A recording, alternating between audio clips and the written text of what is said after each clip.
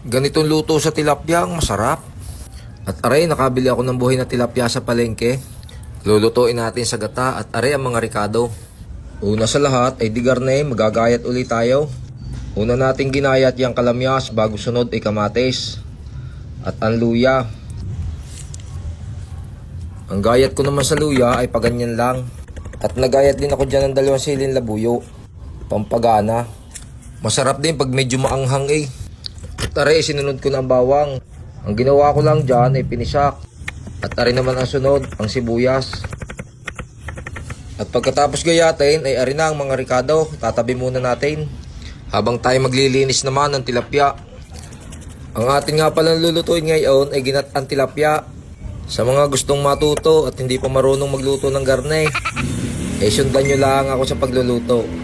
At yan, pagkatapos linisin ay aasinan bago natin iprito. Pag ako nga pala ay nagluluto ng ganitong ginatang tilapia, ay piniprito ko muna ng bahagya bago ko gataan. At yan, pagkatapos natin prito, ay magigisa na tayo. Unay bawang, sibuyas, bago ang luya at kamatis.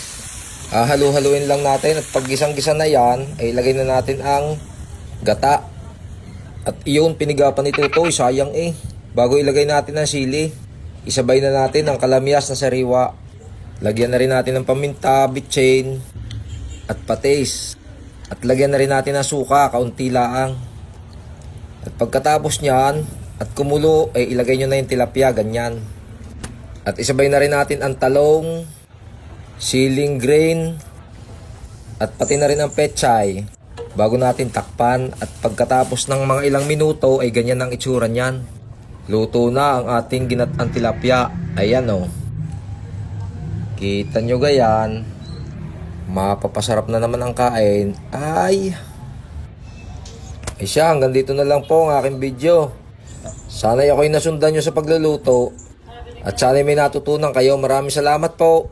Kain po tayo.